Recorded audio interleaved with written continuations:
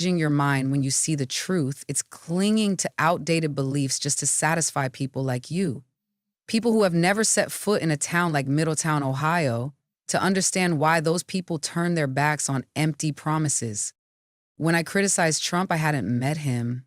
I relied on the distorted picture painted by you and your colleagues. But then I saw him walk into shuttered factories in Pennsylvania, talk to workers who had lost their jobs, and actually do something for them, not just make empty speeches. He fought for the forgotten. 3.5 million new jobs before the pandemic, 500,000 of them in manufacturing, returning to states like Ohio and Pennsylvania. Have you ever been to those places to ask what they think, or do you just judge from the comfort of this studio? Carter smirked, but there was a fleeting unease in his eyes. So, did you change because of empathy? Or because the vice presidency was your reward for loyalty after Trump won with 52% of the popular vote in 2024? Vance let the silence stretch for a second, just long enough for its weight to sink in, then responded, his voice as sharp as a hammer striking an anvil. Ethan, you're so obsessed with finding contradictions in my story that you're blind to reality. I didn't change for power.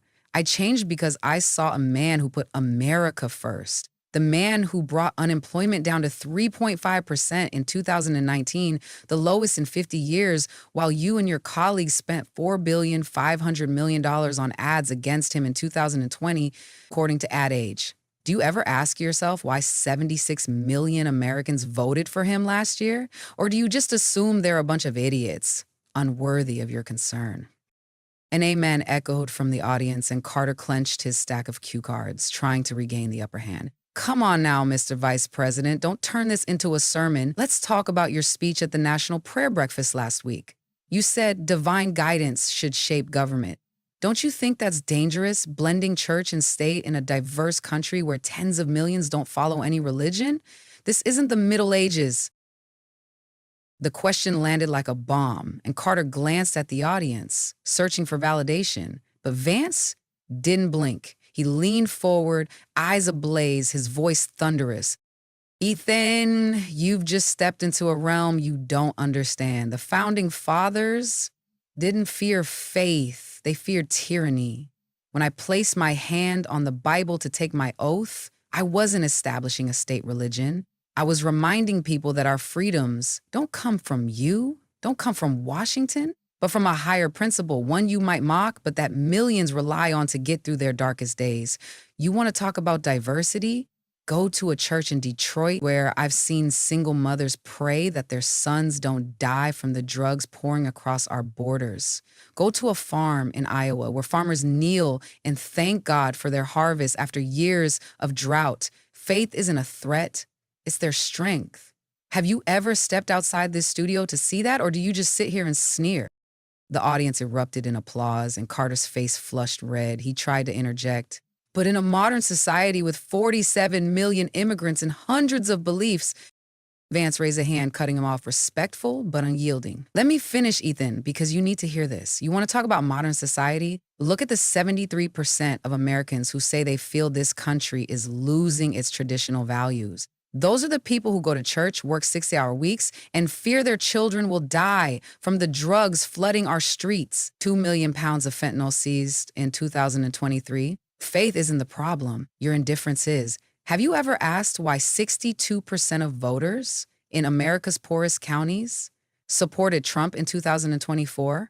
Or do you think they're not smart enough for your attention? Carter curled his lips, struggling to reclaim control. You talk about faith a lot, but let's talk about Trump. Last week, you called him God's instrument for America's rebirth. Isn't that extreme in a country where millions see him as a divisive figure, someone who's polarized America more than ever? The question was a dagger, and the audience held its breath. Vance smiled, the smile of a man who had been waiting for this moment. Extreme, Ethan? I think what's extreme is you sitting here mocking a man for praying while millions of families lose their jobs, their homes, their hope. And Trump was the one who walked into those communities, listened to them when no one else would. I called him God's instrument, not because I think he's perfect, but because I see him doing what you won't. Going to forgotten towns, standing before the abandoned, and giving them a reason to believe. You want to talk about division? Look at how you and your colleagues turn everything into a joke, from people's faith to their suffering. That's the real division. When you think you have the right to decide who deserves to be heard.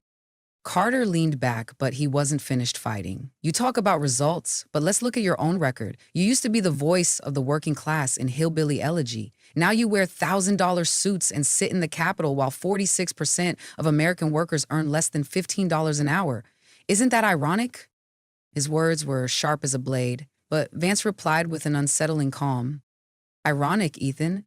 What's ironic is that you think a suit erases a man's worth. I grew up in Middletown, Ohio, where my grandmother worked 12-hour shifts in a factory for $7 an hour to raise me. When you mock me for wearing this suit, you mock every American who climbed out of poverty. People who don't apologize for success, but don't forget where they came from either. You know what? In 2023, 14.5 million children live below the poverty line, more than the population of 10 states combined. Have you ever visited a town like mine to ask what they need, or do you just judge them from a studio where you make $2 million a year? Ethan, you want to talk about credibility? Credibility isn't clinging to past mistakes to please you. Credibility is having the courage to admit when you were wrong and standing up for what you believe. When I wrote those words, I hadn't met Trump. But then I saw him go to Flint, Michigan, stand among laid-off workers, and listen when no one else cared. I saw him fight to bring hope to forgotten places, not with empty promises, but with action. You call that a reversal, I call it growth. Something you might not understand because you've never had to confront the truth beyond this studio. Carter recoiled slightly, but still snarled. You're an intellectual, a Yale Law graduate, and now you defend a man you once despised? Don't you see the contradiction? Vance tilted his head, his gaze cutting through Carter's facade like a blade. Contradiction, Ethan? Contradiction is how you call yourself a voice for truth but can't handle it when someone changes their mind based on reality. Yes, I went to Yale, but I didn't let academia blind me to what I saw with my own eyes. Trump standing up for coal miners in West Virginia, farmers in Iowa, mothers in Detroit, people you'll never bother to meet. You call that contradiction? I call that seen through the hypocrisy, not of Trump, but of people like you who think intelligence means looking down on others instead of lifting them up. The audience erupted in thunderous applause, and Carter nearly lost control. He slammed his hand on the table, his voice trembling with anger. You're making me the villain, but let's talk about your faith. Last week, I called it an election ploy. And here's the proof. I have a 2017 NPR interview where you said religion is sometimes used to manipulate voters. Now you stand here citing the Bible as a political tool? How do you explain that? The studio fell into a deathly silence. The audience held their breath. The production crew exchanged tense glances, and a few whispered in astonishment. Carter smirked triumphantly, his hand shaking as he gripped his cue cards, believing he had just delivered the knockout blow. But Vance didn't flinch. He let out a small chuckle, the laugh of a man who had just seen the entire chessboard, then leaned forward, his voice low but as sharp as a steel blade slicing through the air. Ethan, you just did something incredible. You proved me right. Thank you for digging up that quote. Yes, I did say that in 2017, and I still believe it today. Religion is sometimes abused to manipulate voters, just like how you and your colleagues weaponize faith to attack it instead of trying to understand why it matters to millions. But let me make something clear. When I knelt to pray with my grandmother in Ohio, when we had only a few coins to get through the week, that wasn't manipulation. That was a living truth, the fire that kept us standing. You want to use my own words against me? Listen carefully. In 2017, I was talking about hollow politicians, those who wear faith like a costume during election season and discard it once the cameras are off. I am not that man. I was going to church long before you knew my name, and I will be there long after you've forgotten it. The audience murmured, and scattered applause began to rise. Carter opened his mouth to counter, but Vance raised a hand, his voice ringing out like a final hammer strike. We're not done, Ethan, because if you want to broaden the discussion, I'll give you exactly what you asked for. You mock my faith, but let's look at reality. Millions of Americans kneel every night. Not because they are manipulated, but because they see their children dropping out of school, their families falling apart, their communities drowning in drugs. They don't need you to tell them that prayer is outdated. They need someone who understands that these values are what keep America standing when everything else collapses. You wanted to use my words from 2017 to shame me? I'll use them to expose you. You don't care about truth. You just want a moment to show off. But here's what you didn't expect. Truth doesn't need your approval. It only needs the courage to be spoken. The studio exploded with thunderous applause, and Carter shrank back, his hands trembling, his victorious smirk vanishing. He stammered, You twisted my words." Vance leaned in, his gaze like a dagger piercing through Carter's last line of defense, his voice calm but chillingly sharp. "No, Ethan, I stripped you bare. You invited me here to humiliate me, but you can't handle the truth. A man like me, who grew up poor, went to Yale, and still holds on to his faith, doesn't fit your narrative. What you fear is that millions of Americans don't need you to define their lives for them. They see me standing here, unapologetic in my beliefs, and they know that character is a game you play. You want to talk about manipulation? Look at how you turn other people's pain into a prop for your show." That's manipulation, not my prayer. The Carter slumped into his chair, his face pale, sweat dripping down his forehead. The audience stood up, the applause rolling through the studio like thunder, drowning out every other sound. Vance stood, turning directly to the camera, his voice ringing out like a declaration. "People of America, this wasn't just an interview, this was a battle. Not with Ethan, but with the arrogance of those who think they can mock your faith, distort your values, and tell you to be ashamed of loving your country. I am not here to apologize for my past or my beliefs. I am here to tell you, stand strong. From the days in Iraq to the nights in Ohio, from the factories in Flint to the Capitol. I have learned that truth doesn't need anyone's permission, it only needs the courage to stand. And today, we have stood." As Vance walked out, the audience's applause roared, shaking the studio. Carter sat motionless, hollow-eyed, his ambush shattered by a man who wielded not just sharp logic, but the heart of a warrior. This wasn't just a debate, it was an unshakable affirmation of faith, truth, and the enduring power of values that had long been dismissed. The studio was silent. Ethan Carter lowered his head, his hands clutching the now useless stack of cue cards. He had come here to destroy J.D. Vance, but in the end, he was the one left in ruins. Vance rose, not in haste, not needing any further justification. The stage lights illuminated the face of a man who had won not just a debate, but had solidified an unbreakable conviction. Outside, New York still glittered, but tonight, millions of Americans weren't just watching their screens. They had seen a man willing to stand for them. Without looking back, without hesitation, J.D. Vance walked out of the studio, carrying the truth like a sword. This battle was over. But the war for faith had only just begun. If you enjoyed this story, hit like and subscribe, because faith, family, and freedom are not just words, they are the flames that guide us through the darkness. God bless you, and God bless America. A young reporter believed he could rattle J.D. Vance. Yet he never anticipated the astonishing response that awaited him. The elegant banquet room at the Ritz-Carlton in downtown Chicago unfolded like an opulent painting.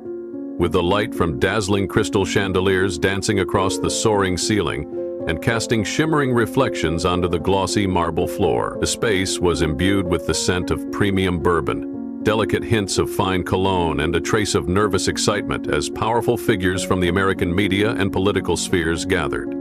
Guests in impeccably tailored suits and resplendent evening gowns moved gracefully between the banquet tables, their voices blending into a whispered symphony of calculated murmurs. Idle chatter about power, polite laughter intermingled with a touch of sarcasm. Some had come for noble reasons. Tonight's event was organized to raise funds for programs supporting veterans overcoming psychological trauma, yet for many others, it was merely a stage for display.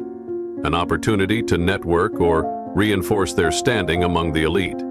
Then J.D. Vance appeared. Without any bodyguards or ostentation, he emerged in a perfectly fitted dark gray suit, his jacket sleeves casually falling at his sides. exuding a calm authority that needed no introduction. At 40, he walked with the confidence of a man who had weathered many a political storm, his keen eyes sweeping across the room like a strategist assessing a battlefield. The atmosphere subtly shifted as he advanced. Several conversations halted mid-sentence, and discreet gazes turned his way. He was not the sort of man to inspire empty admiration. You simply felt his presence, a natural respect that required no demand. He approached a small group near the bar, warmly shaking hands with a few old acquaintances, his deep, mellow voice rising as he leaned in to listen over the soft strains of acoustic music that filled the space. He did not care for meaningless pleasantries, yet he possessed the rare talent of making those he encountered feel that their stories were worthy of appreciation. An uncommon quality amid this dazzling crowd. In a corner of the room, a young reporter named Ethan Parker observed. He was not yet a household name, but in online journalism he was steadily making his mark with sharp articles often aimed at conservative political figures he deemed outdated. His social media posts, laden with biting critiques, had earned him a considerable following. Tonight, he sensed an opportunity. To Ethan, J.D. Vance was a relic of the past, a senator hailing from Appalachia, representing values he believed no longer held a place in modern society.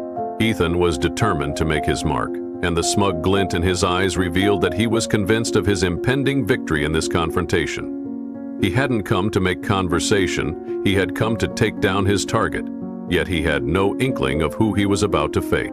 Ethan Parker adjusted his tie, quickly checked that his phone was recording in his jacket pocket, and confidently wove his way through the crowd. Without hesitation, he strode forward with the assured step of a predator closing in on its prey. This wasn't merely an attempt to criticize a politician. It was meant to create a breakthrough moment, a video clip that could go viral across social media. As he neared the bar, the atmosphere around him seemed to shift. Several guests stepped back as if sensing an impending surge. J.D. Vance, absorbed in listening to a veteran recount his time in Afghanistan, appeared entirely unconcerned by the young man's arrival. That only steeled Ethan's resolve further.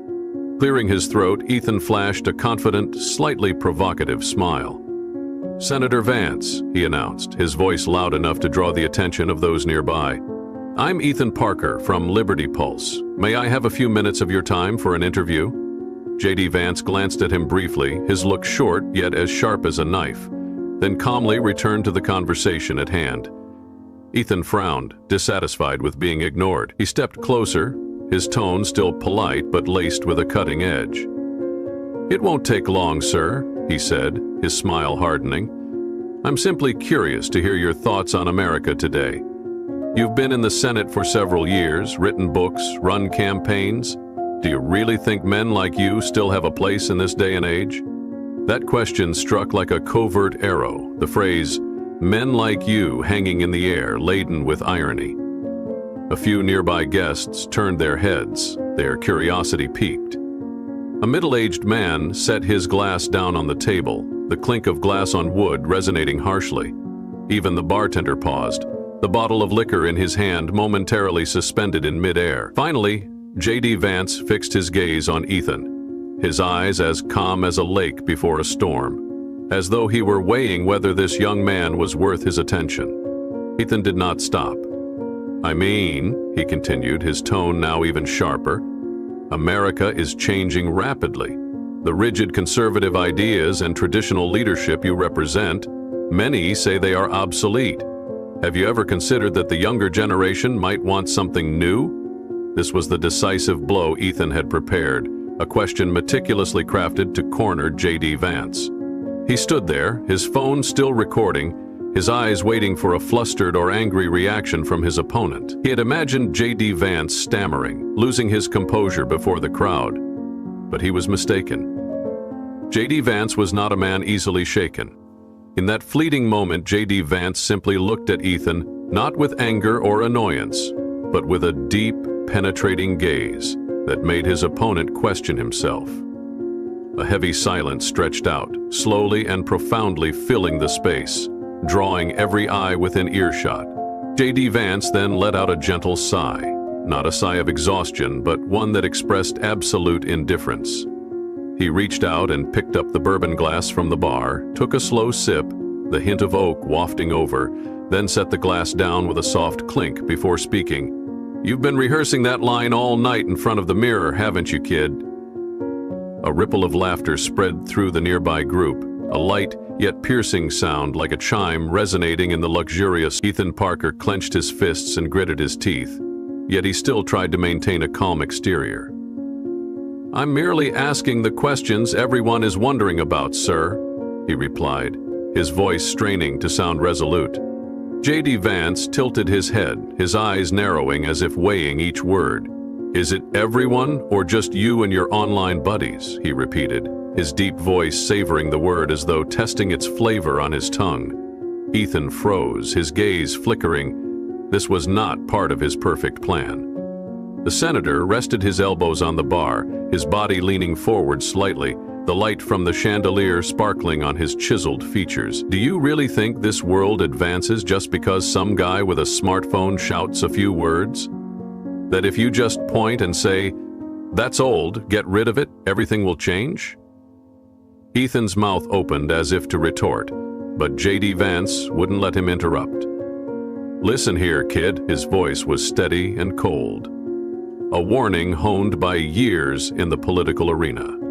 "You can't just erase the past because it doesn't suit you. You have to face it, learn from it, keep what's good, fix what's broken, and then move on.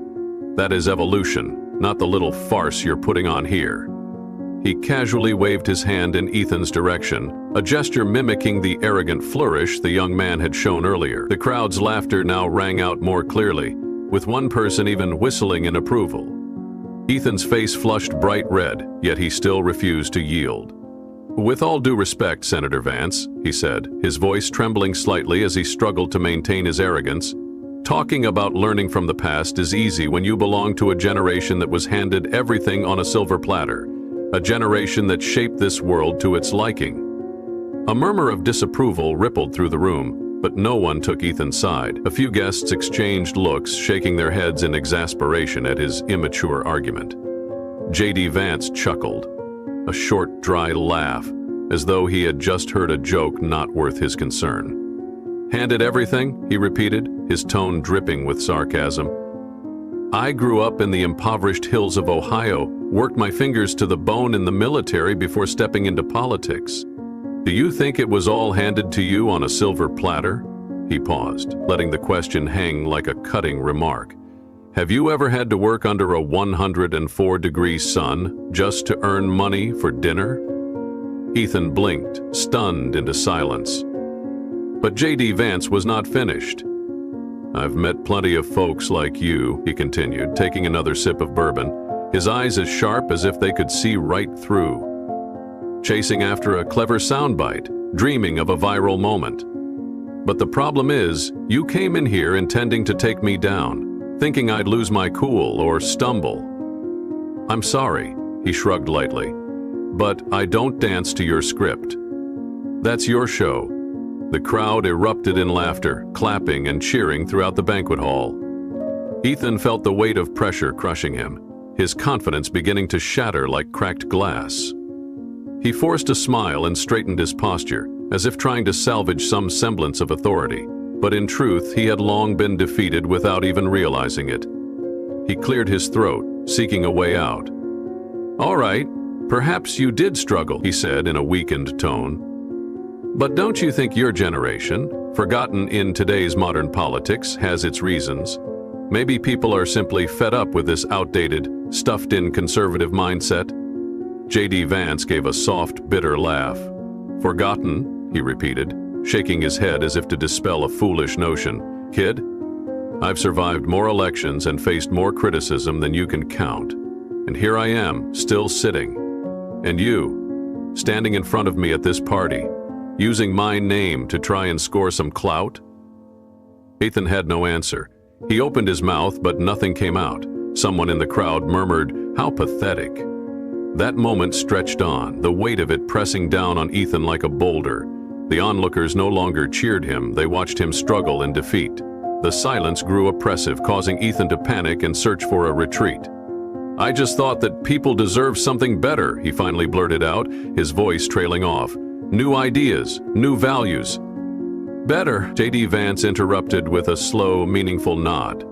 Then give me one, he said. Ethan was taken aback. One what? He stammered. Just offer something more valuable than what I've done. More than the policies I fought for. More than the history I helped create, J.D. Vance said, leaning back with a relaxed demeanor, as though he were already assured of his victory. His words hit like a powerful blow, echoing in the stillness of the room. Ethan had nothing to counter with. His hands trembled lightly, his breath coming in short, panicked bursts. All his game had been about dragging others down, but now, before J.D. Vance, he was forced to prove himself, and he was empty. A bead of sweat trailed down his forehead, catching the chandelier's light as if marking his shame. He tried to shrug off the sensation of the room closing in, the whispers spreading, his plan unraveling. I suppose so, J.D. Vance said gently yet coldly, raising his glass once more. The crowd laughed again, their laughter now imbued with finality. The confrontation was over. Ethan had lost, and he knew it. Ethan Parker swallowed hard, the heat of shame spreading across his face. He had entered this battle believing he would become the icon of a new generation, but now he stood exposed. Just a young man who had been too arrogant before a man who had weathered every trial. The conversation in the room gradually returned to its normal rhythm, laughter resuming in pockets here and there, yet occasionally eyes still turned his way, some with amusement, some with pity, others with cold indifference. Ethan despised that final look the most, for it meant that he wasn't even worthy of anyone's concern. Without another word, he turned on his heel and silently merged back into the crowd. No goodbyes, no final words, no grand finale. Just a man who had played too roughly and lost in front of an audience. J.D. Vance watched Ethan Parker leave in silence, his face as calm as a placid lake, showing not the slightest hint of the thoughts hidden within. He did not flaunt a victory, nor did he smile in self-satisfaction, not even appearing particularly affected by the confrontation that had just unfolded. He simply relaxed and took another sip of bourbon, the subtle aroma of oak drifting by, then turned back to the veteran standing beside him and continued the conversation as if nothing had been interrupted. "Come on, my friend," he said, his voice deep, warm, and unruffled, as if nothing significant had just occurred. "You were telling us about your days in Kabul." And so, that moment passed gently, like a soft breeze wafting through the elegant banquet room at the Ritz-Carlton, Chicago. But just a few steps away, a middle-aged man, Jack Morrison, a seasoned political consultant, shook his head and let out a chuckle. "You know, J.D.," he said with evident delight, "you didn't really have to reduce that kid to shambles like that." J.D. Vance raised an eyebrow, his eyes flickering with a trace of curiosity. "I didn't do anything," he replied evenly, as if discussing nothing more consequential than the weather. Jack smirked, a half-smile full of implication. "Oh, come on now, you just lured that kid right into a perfect trap." Finally, J.D. Vance allowed a faint smile to break through, his eyes gleaming with a rare, mischievous spark. "He chose his own path," he said in a low, sharp tone. "I just stood still and let him fall on his own." Jack burst into hearty laughter, a refined chuckle that rang out amid the gentle strains of acoustic music, nodding in agreement. "But you know," he continued, his voice suddenly dropping as though sharing a secret, "they're going to twist this whole story. They'll paint you as a cold-hearted conservative, a bully who picks on a young reporter." J.D. Vance shrugged lightly, his manner relaxed as if the matter were unworthy of concern. "They've been slapping that label on me for decades," he said simply, "but the truth doesn't change." On the other side of the room, another guest, Sarah Collins, whispered to her companion, "Oh my God, these people really think they can go toe-to-toe with J.D. Vance?" Her companion, a sharp-featured woman named Emily Harper, laughed softly and shook her head in exasperation. "They just keep trying," she replied with a note of sarcasm. "But they all end up falling flat the same way." The evening continued in the familiar atmosphere of Chicago's elite. glasses of red wine swirling under the lights, hushed whispers of political strategy emerging from the corners of the tables, and the murmur of the upper crust filling the space. Yet one lesson remained, not only for Ethan Parker but for anyone who had witnessed that exchange. It wasn't a matter of partisanship, nor of age, nor simply about winning or losing. It was a battle between hard-won experience and youthful arrogance. J.D. Vance had seen it all, the hard days in Appalachia, the battles fought on the political stage, the failures, the successes, and the resilience to get back up after every fall. He understood something many people forget. The loudest person in the room is rarely the one with anything worthwhile to say. Ethan Parker, by contrast, belonged to a world where ostentatious outrage was the currency of value, where criticizing others came far more easily than building anything substantial. He had come here thinking that a few sharply aimed insults could bring down a man like J.D. Vance. But the flaw in nothing but tearing others down is that it doesn't prove you've created anything at all. And that was exactly Ethan's mistake. He spent his time waiting for others to stumble rather than learning how to stand firmly on his own 2 feet. When he quietly withdrew from the party, his figure fading into the crowd, he was just another name on the long list of those who had underestimated the Ohio senator. J.D. Vance didn't need to prove anything. He never had. He let his actions speak for him, allowing time to judge true worth and letting those who tried to erase the past fade away into insignificance. Because, in the end, it isn't the one who shouts the loudest who wins.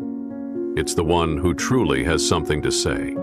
The world is full of people chasing after moments of downfall, ready to criticize, ready to dismiss, yet slow to create value. But the truth remains. Dragging others down doesn't make you greater, while building something truly new is the mark of wisdom and lasting success. J.D. Vance then watched Ethan Parker leave in silence, his face as calm as a still lake, offering no clue whatsoever as to the thoughts hidden within. He didn't parade his victory, nor did he flash a self-satisfied smile. He didn't even seem particularly interested in the showdown that had just taken place. He simply leisurely took another sip of bourbon, the aroma of oak drifting by, then turned back to the veteran standing beside him and continued the conversation as if the interruption had never occurred. "Come on, my friend," he said, his voice deep, warm, and unhurried, as if nothing noteworthy had just happened. "You were talking about your days in Kabul, weren't you?" And just like that, the moment passed, as gently as a breeze through the luxurious banquet room at the Ritz-Carlton in Chicago. Yet just a few steps away, a middle-aged man, Jack Morrison, a veteran political consultant, shook his head and chuckled. "You know, J.D., he said with evident pleasure, you didn't have to reduce that kid to shambles like that." J.D. Vance raised one eyebrow, his eyes flickering with a hint of curiosity. "I didn't do anything," he replied evenly, as if commenting on the weather. Jack smirked, a half-smile full of meaning. "Oh, come on now, you just lured that kid right into a perfect trap." Finally, J.D. Vance allowed a faint smile to appear, his eyes sparkling with a rare, mischievous glint. "He chose his own path," he said in a low, sharp tone. "I merely stood still and let him fall on his own." Jack burst into hearty laughter, a refined chuckle echoing amidst the gentle strains of acoustic music, nodding in agreement. "But you know," he continued, his voice suddenly dropping as though sharing a secret, "they're going to twist this whole affair. They'll portray you as a cold-hearted conservative, a bully who picks on a young reporter." J.D. Vance shrugged lightly, his manner as relaxed as if the matter were trivial. "They've been labeling me that way for decades," he said plainly. "But the truth remains unchanged." On the other side of the room, another guest, Sarah Collins, whispered to her friend, "Oh my God, these people really think they can spar with J.D. Vance." Her friend, a sharp-featured woman named Emily Harper, laughed softly and shook her head in exasperation. "They just keep trying," she replied with biting sarcasm, "but they all end up falling the same way." The evening carried on in the familiar atmosphere of Chicago's elite. Glasses of red wine rippling under the lights, hushed whispers about political strategy echoing from the corners of tables, and the murmur of high society filling the space. Yet one lesson lingered, not only for Ethan Parker, but for anyone who had witnessed that exchange. It wasn't about partisanship, nor about age, nor simply about winning or losing. It was a battle between hard-won experience and youthful arrogance. J.D. Vance had seen every rise and fall. Those hard days in Appalachia, the battles on the political stage, the failures, the successes, and the grit to rise after every fall. He understood something many forgot. The loudest person in the room is rarely the one with anything worthwhile to say. Ethan Parker, on the other hand, belonged to a world where ostentatious indignation was the currency of value, where it was easier to criticize others than to build something substantial. He had come in believing that a few sharply delivered insults could take down a man like J.D. Vance. But the error in merely tearing others down is this: it doesn't prove you've created anything at all. And that indeed was Ethan's mistake. He spent his time waiting for others to stumble instead of learning how to stand firm on his own 2 feet. When he quietly withdrew from the party, his figure receding into the crowd, he was just another name on the long list of those who had underestimated the Ohio senator. J.D. Vance never needed to prove anything. He never had. He let his actions speak for him, allowed time to judge true worth, and let those who tried to erase the past fade into insignificance. Because, ultimately, it isn't the one who shouts the loudest who wins. It's the one who truly has something to say. The world is filled with those who hunt for moments to knock others down, ready to criticize, eager to dismiss, yet slow to create genuine value. But the truth remains: dragging others down doesn't elevate you, while building something truly new is the essence of wisdom and lasting success. If this story has touched your heart, don't forget to share your thoughts about the story and let us know which city you're watching from. We'd love for you to share its message by liking and sharing it with your friends, helping us reach our first milestone of 1,000 subscribers, which means the world to us and allows us to create more meaningful stories for you. Thank you for your support, and we'll see you in our next story.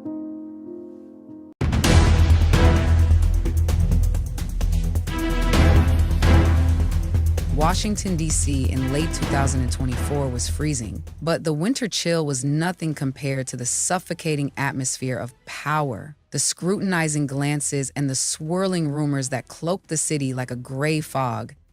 J.D. Vance had stepped onto the political stage, becoming the vice president-elect, and with that, he became the focal point of relentless scrutiny.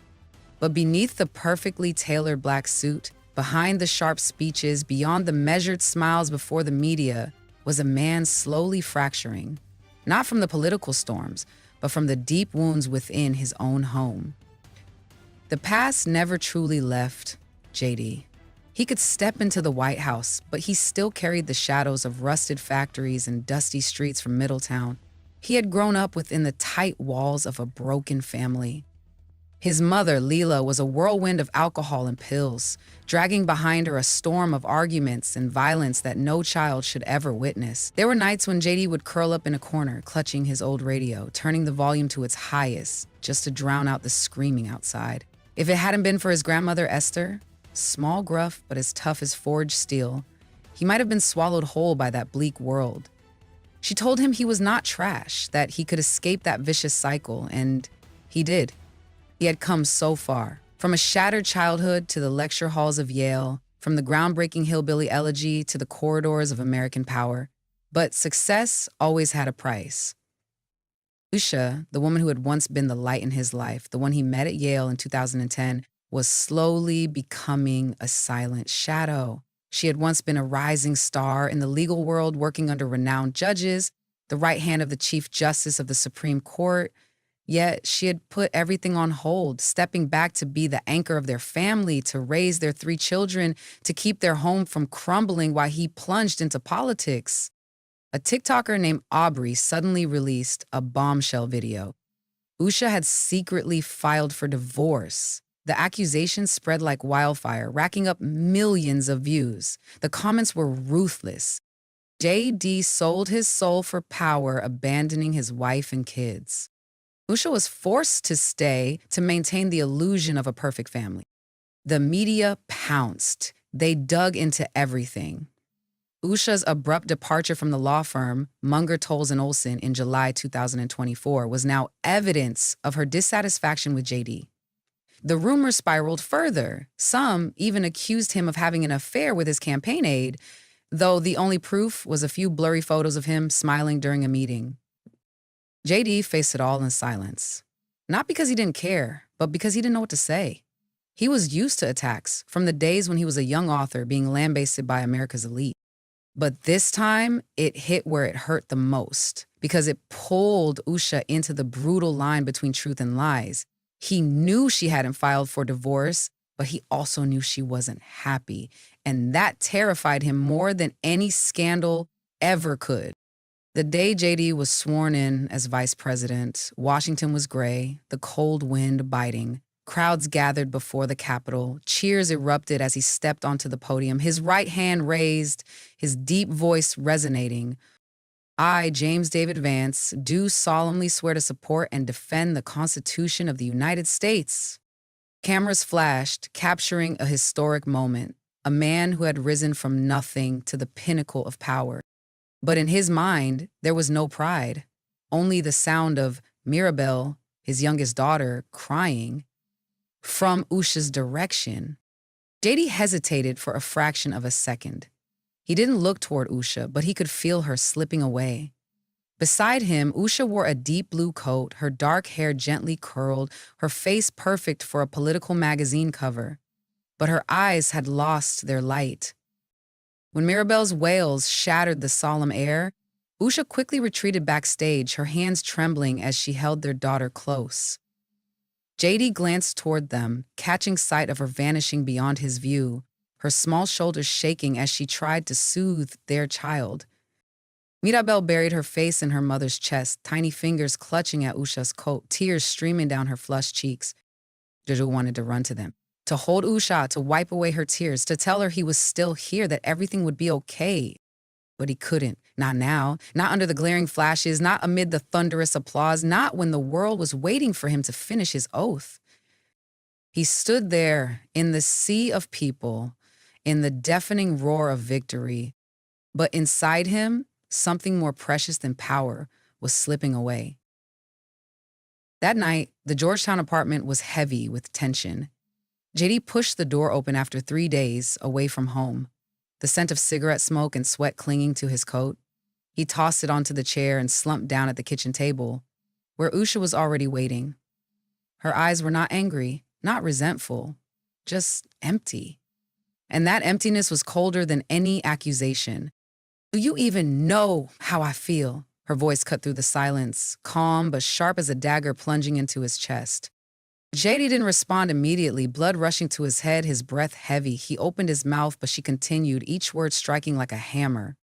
I gave up everything, my job, my dreams, my own identity, so you could stand there under the lights playing America's hero, Usha said, her hands gripping the edge of the table, nails digging into the wood. But were you ever really here, JD? Have you ever truly come home? The kids and I only see your shadow.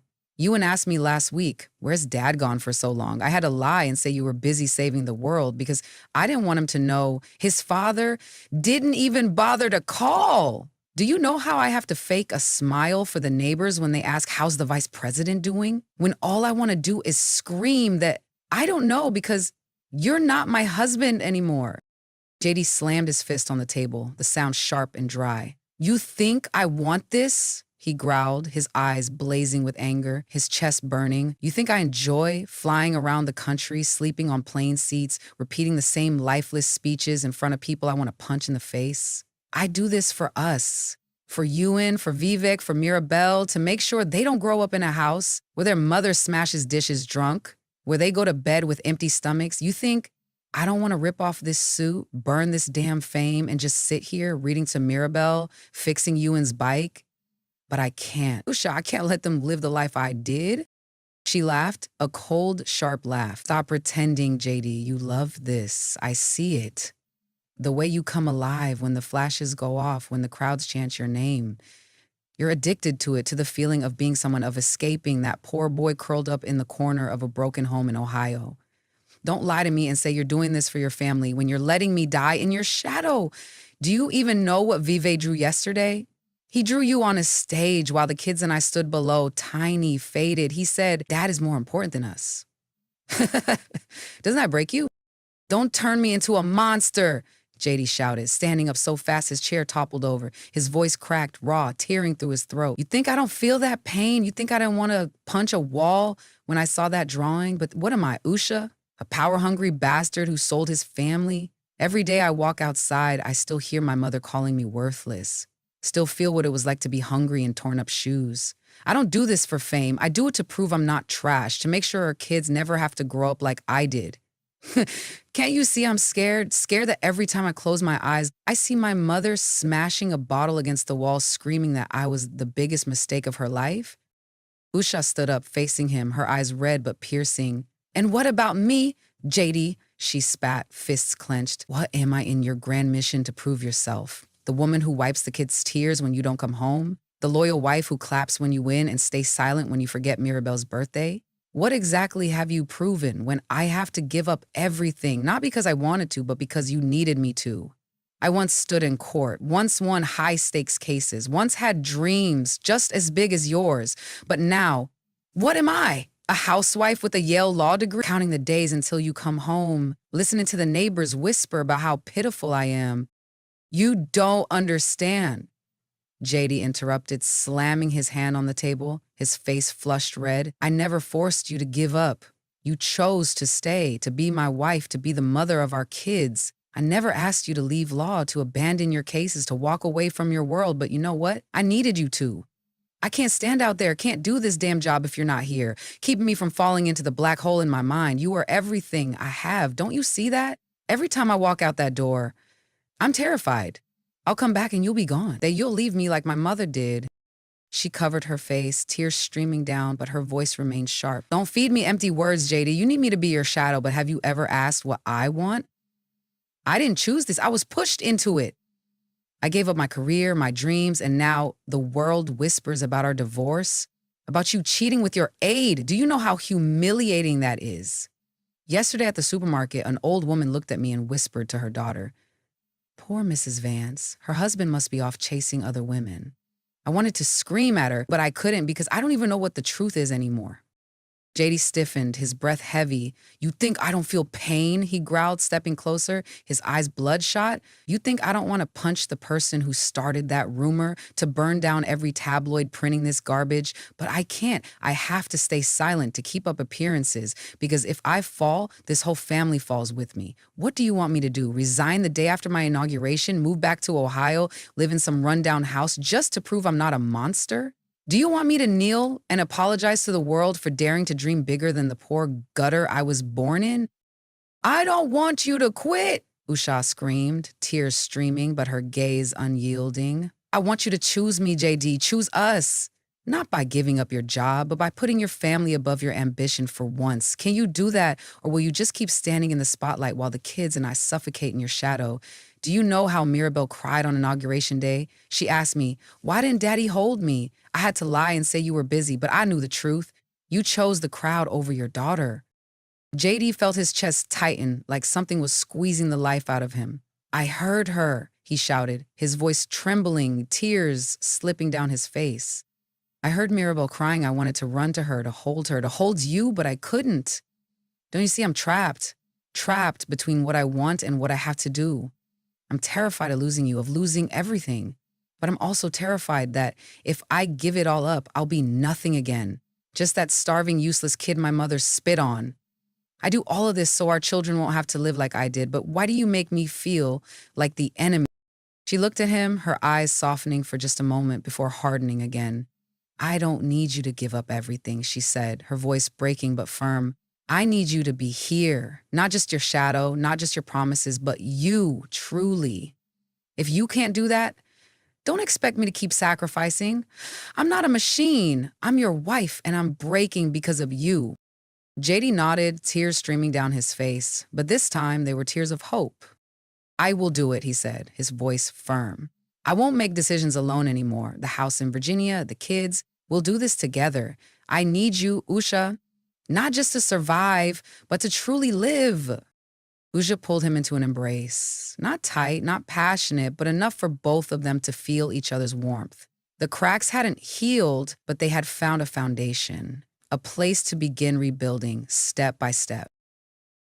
Perhaps none of us are vice presidents, but we have all faced difficult choices. Between work and family, between dreams and responsibilities. We get caught up in the whirlwind of life, ambition, and the grand things we believe we must achieve. In the end, the biggest question remains, what does success mean if there's no one left to share it with? Sometimes we believe we have all the time in the world to make amends, to turn back, to say I'm sorry. But time waits for no one. A family cannot survive on promises alone. It needs presence, understanding, and genuine sacrifices. Are you chasing a dream so relentlessly that you're forgetting what truly matters? Take a moment, look at the people beside you before it's too late. They told J.D. Vance to leave, thinking he would be angry, but his response left the entire diner in a state of stunned silence. The incident occurred when J.D. Vance drove into the parking lot of Maggie's Haven, a peaceful little corner nestled by a tree-lined road on the outskirts of Fairhope, Alabama. This diner, like an old gym weathered through many seasons of sun and rain, featured a faded white wooden sign gently swaying in the soft afternoon breeze. Each time the door opened, a sweet aroma of toasted bread with melted cheese blended with the scent of freshly roasted coffee, as if offering a gentle invitation. A roadside flower seller that morning had enthusiastically recommended this place, praising the irresistibly crispy fried chicken and homemade mashed potatoes to such an extent that J.D. could not resist stopping by. He was utterly exhausted. After a long day filled with tense meetings, obligatory handshakes, and a series of dry speeches, all he longed for was a quiet meal before driving home under the gradually descending sunset. The chime of a wind bell hanging on the door softly rang as he stepped inside, its clear sound like a welcoming note. The small diner was warm and inviting, with an indescribable charm that was at least fleetingly apparent at first glance. It was the kind of place where familiar patrons usually sat at the gleaming wooden tables each evening, where the wall near the cash register was adorned with old photographs preserving decades of smiling faces. The air carried a hint of the rich aroma of fried food and strong coffee, while gentle murmurs of conversation flowed like a small stream through the room. J.D.'s eyes met those of the server standing behind the counter. Her name was Clara, as indicated on the small sign pinned to her modest uniform. She had been smiling brightly when, all of a sudden, she froze upon recognizing him. It was only a fleeting moment, but J.D. perceptibly noted a hint of hesitation in her eyes, as though she had been about to do something but then wavered. The smile on her lips faded into a more reserved expression. He casually glanced around. A customer, pausing from savoring his sandwich, leaned over to whisper something to his table companion, his voice as soft as a passing breeze. A woman in a gentle knit sweater, perhaps Mrs. Ellen, set her coffee cup down on the table with a light clink that was enough to draw attention. Mrs. Ellen's eyes narrowed slightly before shifting toward the window bathed in the glow of the late afternoon. J.D. was not one to be easily deceived. He was accustomed to entering rooms where a warm welcome was not always guaranteed. But here, in such a modest diner, why would that be? Clara slowly approached, her hand casually adjusting the disheveled lock of hair by her ear with a gentle motion. "Good evening, sir," she said, her voice even yet tinged with caution. "Would you like to dine in or take out?" J.D. offered a tired but sincere smile. "I'd like to sit, if you don't mind." She remained silent for a moment, longer than necessary for such a simple question. "Actually," she said, turning her head slightly toward the kitchen before returning to face him, "I need to check on something. Please wait just a moment." "Just a minute," he replied. She gracefully stepped through the double doors leading to the kitchen, leaving J.D. standing in the narrow corridor, while a few more discreet glances were cast his way. A man sitting at the counter, Mr. Henry, with his weathered appearance, slowly shifted in his chair, his movements deliberate as if lost in thought. Someone murmured something, their voice so low it blended with the air. Something felt off, he sensed. Time itself seemed to slow. From behind the kitchen, vague voices emerged, sometimes near, sometimes distant, too indistinct to decipher. J.D. exhaled softly, his shoulders relaxing slightly to dispel the tension. He had no intention of causing a disturbance, nor did he wish to jump to conclusions. Perhaps it was an internal policy. Perhaps they were simply busy. Perhaps Clara returned. This time she no longer exhibited any hesitation.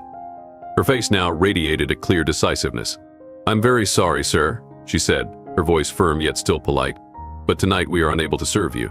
Yet the way she uttered those words, and the manner in which the entire space seemed to freeze around each syllable, indicated that this was not merely an operational matter. It carried a deeper, more personal significance. For a brief moment, J.D. Vance said nothing. The refusal hung between them, heavy as an invisible stone, requiring no further explanation. The diner fell silent, not exactly a dead silence, but enough so that the gentle crackling of a fire from the kitchen behind resounded clearly. A spoon lightly tapped a plate somewhere, yet the usual lively chatter had dissolved into nothingness. Everyone watched him, waiting for his reaction. J.D. studied Clara more intently. She did not appear hostile, merely resolute, as though she had already made this decision, or someone had predetermined it for her.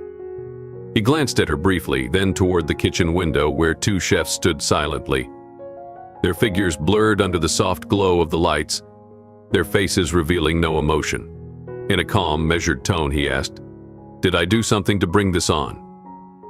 This time Clara did not falter. "It's just that we don't want you here tonight," she replied, her voice still polite but leaving no room for negotiation. "It's not a policy, nor is it because we're about to close. That's all."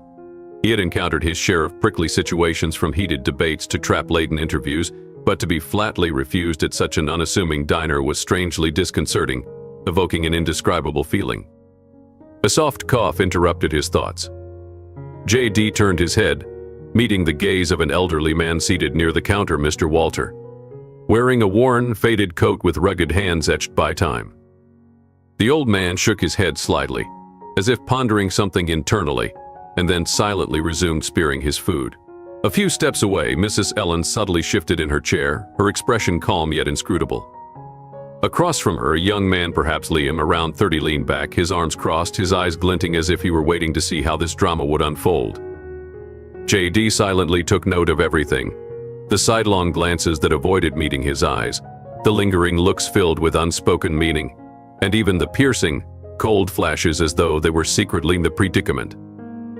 J.D. Vance felt the weight of the moment, like an evening breeze in Fairhope, Alabama, carrying a hint of moisture and a silence laden with foreboding. He had many paths to choose from. He could quietly step outside, shake his head, and let the matter drift into oblivion.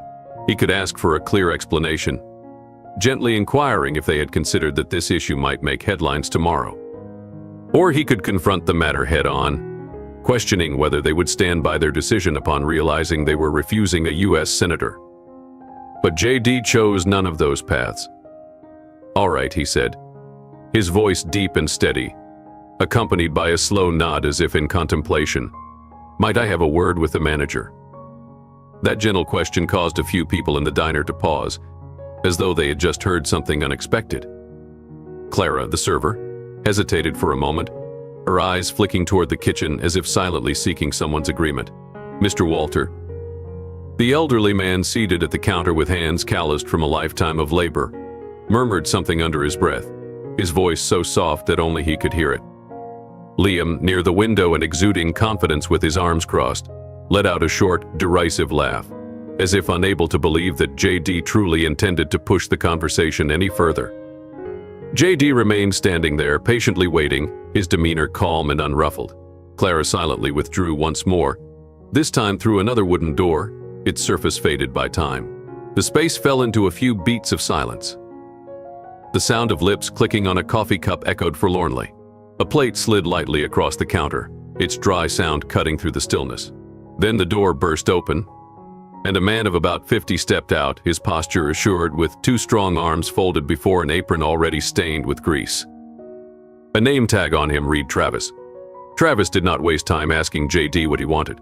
He simply observed him silently from head to toe before speaking up. "I hear you have something to ask." But the way he said it carried no friendliness, nor did it retain the usual courteous tone. It was an invitation laced with challenge. J.D. Vance stared straight into Travis's eyes, his gaze calm and inscrutable, without a hint of wavering. He had not come here to argue or to flaunt power. But he was not the sort to simply turn his back without understanding why. "Yes," J.D. replied, his tone firm yet polite. "I want to understand why you won't serve me tonight." Travis exhaled sharply through his nose. A heavy sigh, as though he had anticipated the question but was not particularly eager to answer. He raised a hand to lightly wipe his apron, his eyes glancing over the few patrons still intently watching. Some lowered their eyes as if indifferent, but the curious stares were impossible to hide. "Listen," Travis said in a lowered voice, leaning slightly as if to emphasize, "this isn't aimed personally at you." J.D. raised an eyebrow, a subtle gesture that betrayed his suspicion. "I'm afraid it seems rather personal, don't you think?" Travis's face tensed slightly. He rubbed his neck and let out a soft sigh. "The people around here have their own opinions about you, about what you represent. I have to look after this place, and I don't want to get entangled in any trouble." J.D. nodded slowly, letting Travis's words sink in like drops seeping into parched soil. "So, my sitting here, ordering a simple meal is trouble then?" Travis did not reply immediately. He glanced toward the counter where Mr. Walter remained silently with his plate of food, though his hands now moved more slowly, as if lost in thought. A few steps away, Liam still crossed his arms, his eyes glinting as if savoring a play. J.D. had encountered similar situations before, not exactly the same, but close enough to recognize. This was not merely a simple refusal. It carried a deeper meaning about how people perceived him, about the reactions that might cascade from it. It was the silent pressure from all sides, something that could force someone to make a decision they weren't entirely willing to make. He looked back at Travis, his voice gentle yet laden with significance. "Be honest with me, do you really think so? Or are you just trying to keep everything peaceful?" Travis paused briefly, his finger tapping lightly on his apron. And for the first time, J.D. noticed a hint of uncertainty on his face, as if his hard exterior had just revealed a small crack. But before he could answer, Liam interjected with a sharp tone and a sneering smile. "Oh, come on, don't make a fuss. You're simply not welcome here, that's it, no need to beat around the bush." J.D. turned his gaze toward him, studying him for a moment. Liam appeared to be the type who enjoyed stirring things up, always waiting for an excuse to jump into an argument. J.D. did not allow himself to be swept away. He turned back to Travis, his tone still even. "If you truly want me to leave, I will. But I want to hear your reasons clearly." His words hung in the air like an invitation for Travis to pause, to reconsider, or at least to face the decision squarely. Travis looked toward the kitchen, his eyes showing a trace of tension, then returned his gaze to J.D. "I just don't want things to get any more complicated," he said, his voice lowering as if in reluctant admission. J.D. nodded slightly. "I feel the same." A long silence ensued. J.D. could have left then, quietly stepping out without a backward glance. He could have pulled out his phone, turning Maggie's Haven into the center of attention online in just a few minutes. But instead, he did something no one expected. He pulled out a chair, sat down gently, and said, "Then let's talk." The atmosphere in the diner grew taut. J.D. did nothing loud, no table slamming or shouting. He simply sat there, his hands resting on the table, exuding a calm air as if time itself were of no concern. Maggie's Haven had never witnessed anything like this. Confrontations typically ended quickly, either someone left or both parties fell silent. But this time was different. Travis looked at him for a long while, then exhaled as if releasing a burden. "Talk?" he repeated, his voice tinged with surprise, as if suddenly disoriented by his own presence here. J.D. shrugged lightly. "You don't want me here, I understand. But I need to know why. So, explain it to me." Liam let out a short, mocking laugh from the corner of the diner. Good grief, this guy really has some guts. J.D. paid him no mind. Travis pulled a chair to face J.D. But he did not sit down. Instead, he leaned against the back of the chair, his hands resting lightly on it, his apron still bearing a trace of flour from the morning. "I have to run this place," Travis said in a deep, steady voice. "I don't like causing trouble. I don't want our diner making the papers. But I have to think of the people here." J.D. nodded. "I understand. So tell me, what do the people here think of me?" Travis glanced around as if waiting for someone else to speak on his behalf. Clara stood behind the counter, twirling a tray with a restless air. Mr. Walter kept his head bowed, but the spoon in his hand had long since ceased moving. Then Travis turned back to JD. The people around here aren't very fond of politicians. They don't trust them much. And some of the things you've said, some of the positions you supported doesn't sit well with them. JD leaned back slightly, tilting his head. I understand. And that, I suppose, is rather fair. But you don't really know me, do you? JD Vance asked, his voice deep and gentle, like a breeze drifting through the shady oaks in Fair Oak, Alabama. Travis paused, his eyes betraying a hint of hesitation. No, not exactly in the sense of knowing you directly, he replied, his tone low as if weighing every word. Then give me a straight answer, JD continued, his eyes bright and resolute. If I were just an ordinary man walking in here, not the face that's appeared on TV, would we be sitting and talking like this? A silence fell over Maggie's haven, so profound that even the sound of wind whistling through the door cracks became distinct. JD let the quiet linger, watching Travis's face no dramatic change, but as if a small crack had silently appeared. Then, from a corner of the diner, Liam broke the air with a mocking laugh. This isn't about TV, my friend, he said, his tone sharp as to cut in. Everyone knows exactly who you are. JD turned, his calm gaze meeting Liam's. Then who am I in your eyes? He asked, his voice still even yet carrying a touch of mild defiance. Liam grinned broadly, as though finally granted the chance to shine. You're the guy who always acts like he understands ordinary people, yet ends up maneuvering through political games like all the other slick talking suits. JD nodded slowly, as if savoring every word Liam had just said. I understand, he replied, his tone soft yet incisive. So what do you think I should do differently? Liam blinked, clearly not expecting such a gentle response from JD. You want me to just brush you off? JD pressed on, his voice even but now imbued with a hint of intention. I'm ready to leave, but before that, tell me everything you want to say. The floor is yours. The diner fell deathly silent, even the sizzling of oil in the kitchen ceased.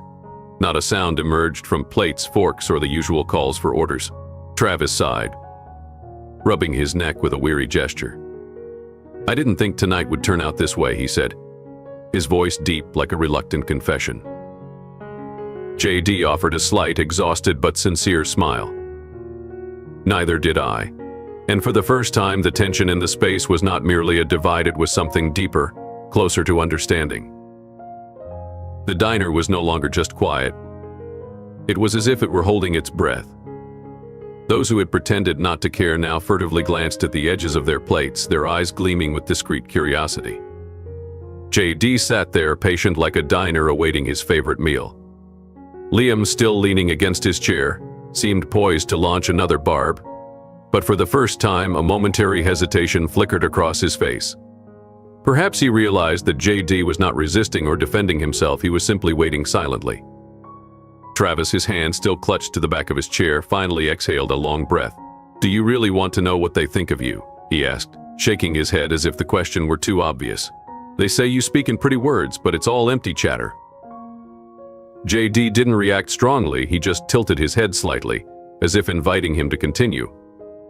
They say you talk a lot about the working class, but in the end, you're just another player in that old political game.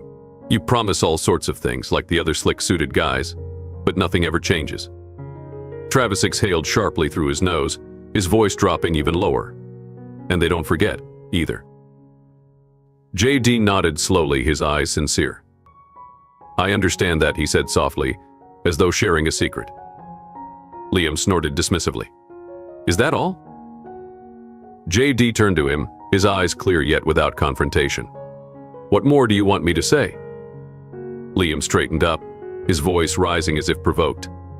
I don't know, man. You have to fight back, defend yourself, do something. JD rested his forearms on the table, his gesture calm yet weighted. You already had your conclusion about me before, didn't you? Right before I stepped through that door, you wanted me to lose it, to get into a fist fight so you could prove you were right. Liam's mouth opened, but no words emerged. JD continued, his tone even yet warm. But what if I said that I understand that feeling of disappointment all the way down to my bones? What then? He looked back at Travis. You said nothing would change. I know. I grew up in that scene, watching people left behind, and I, too, once felt forgotten. But then I went to school, did things no one thought I could do. That doesn't mean I've forgotten. Travis's finger tapped lightly on the back of his chair. His face was inscrutable, yet free of any scorn. He looked as though he were deep in thought, his eyes reflective. JD scanned the diner with a serene gaze that embraced the space. I don't expect any of you to agree with me. I came here not to change anyone's mind. I only walked in as a diner, wanting nothing more than to enjoy a simple dinner. A pause passed. Then from behind the counter, Mr. Walter, in his faded old coat, murmured, "It's a pity when a man can't even secure a decent meal." The tension in the air eased slightly. A few people chuckled softly. Even Travis let out a small laugh, shaking his head as if caught up in the moment. JD turned back to him, his voice gentle yet full of meaning. So what do we do now? Travis exhaled, rubbing his face, his eyes flicking toward the kitchen where the chef still watched, then returning to JD. Let me put it this way, he replied in a deep but clear tone. You sit here, and we'll finish this conversation. And if, after that, I find you're not just a smooth talker, then maybe, just maybe, I'll have Clara bring you the menu. JD nodded, a wry smile tugging at the corner of his mouth. Sounds like a fair invitation. For the first time that evening, the heaviness of division in the room lifted. It felt like a new beginning. Closer to a real conversation now. The stiffness on Travis's shoulders softened a little. Liam, sitting in the corner, no longer smirking, now sat more upright as if this drama was no longer a joke. Even those customers who had silently observed from afar seemed less certain of their prejudices. JD leaned forward slightly, his voice calm yet compelling. Then that's good, he said. Let's finish this conversation. Travis exhaled and sat down in the chair opposite him, his demeanor weary, not the weariness of a long day's work, but the deep exhaustion of a man burdened for years, as if his voice had ceased to matter. I'll be frank, Travis said, rubbing his hands together. I'm not sure you're really the man people think you are. I don't know if you truly care about us or if you're just good at saying pleasant things. JD nodded gently. I understand, and that's very fair. Travis studied him more intently. But I do know one thing: the people here have a very good memory. They remember every promise made to them. They remember every time someone shakes their hand, looks them in the eye, promises to do something, and then turns their back and never comes back. JD lightly tapped his knuckles on the table, contemplating for a moment, then replied, I don't blame them for that. Travis gave a dry laugh, shaking his head. The point is, no one blames anyone. A silence settled once more. Then from behind the counter, Mr. Walter spoke again. His voice low. I worked in the factory for 35 years minus 35 long years. He set his coffee cup down with a soft clink. I watched neighbors lose their jobs, saw entire families pack up and leave, because there's nothing left for them to stay for. Politicians show up, shake a few hands, say they understand us, and then drive off to some damned place that no one cares about. Mr. Walter looked up, his voice low and carrying the weight of a lifetime's experience in Fairhope, Alabama. J.D. Vance stared straight into his eyes, his gaze sincere yet magnetic. So you think I'm just like them? He asked, his voice gentle yet enough to make the entire Maggie's Haven seem to sag. Mr. Walter looked at him for a long moment, his eyes, clouded by time, glimmering softly under the gentle yellow lights. Then he shrugged, his movement slow as if in contemplation. I'm not sure, he said, but I know one thing. He raised his calloused finger in J.D.'s direction, his voice firm. You're the first person who stayed to listen. Clara, the server behind the counter, turned slightly, her eyes flicking toward Travis with a hint of perplexity. The two chefs in the kitchen, their figures blurred behind a haze of smoke, exchanged a look that was hard to decipher. Even Liam, the man who had once boldly criticized, was now suddenly silent, his eyes avoiding direct contact as if unsure how to react. JD let the silence settle, like an evening breeze slipping through those old wooden frames. He turned to Travis, his voice calm yet full of meaning. "So what do we do now?"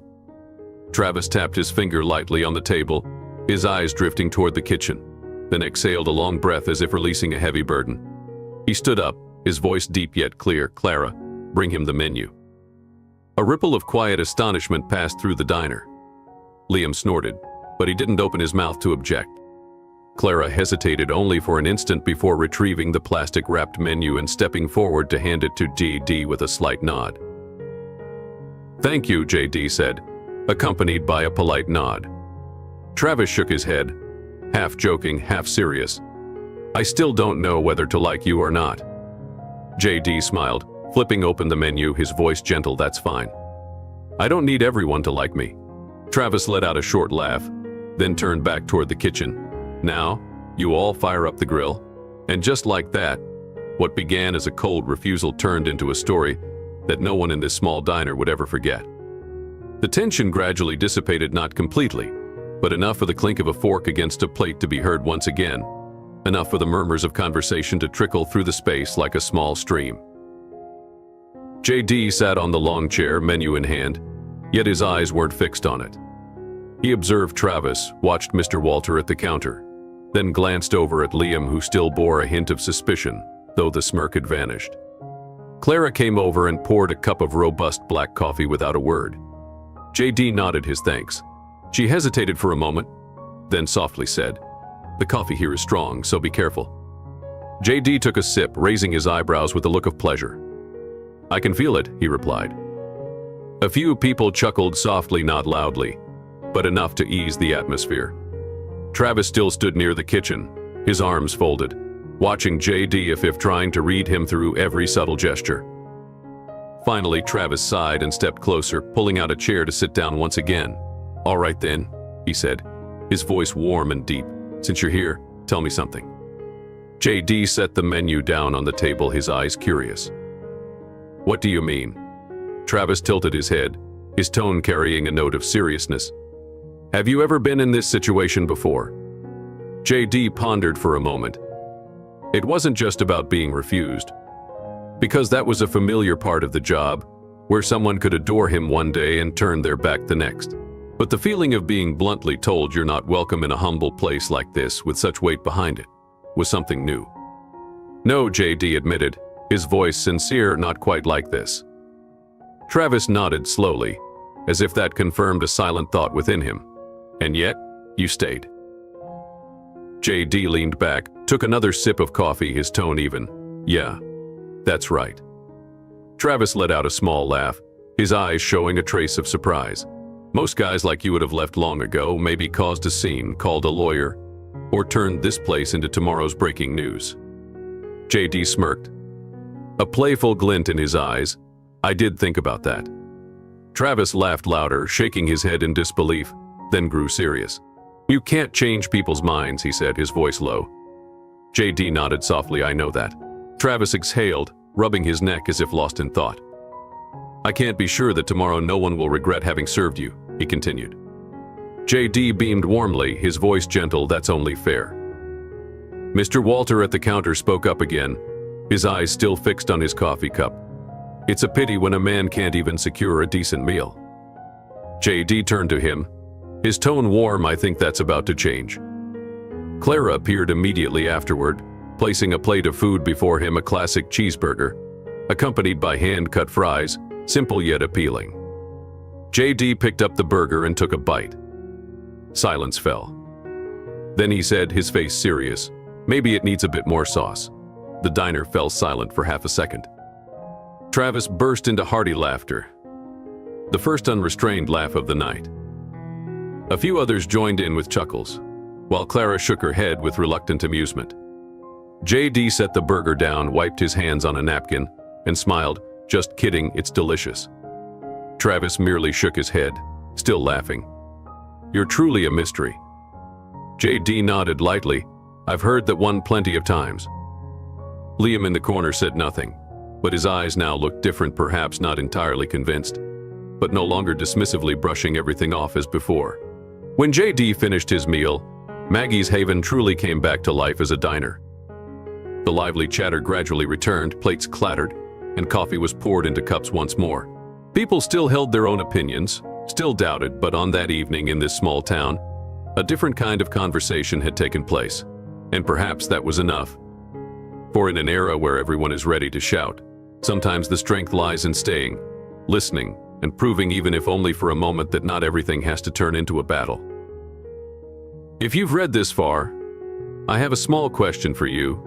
Have you ever found yourself standing on the edge, choosing whether to walk away or stay to listen? If this story has touched your heart, don't forget to share your thoughts about the story and let us know which city you're watching from.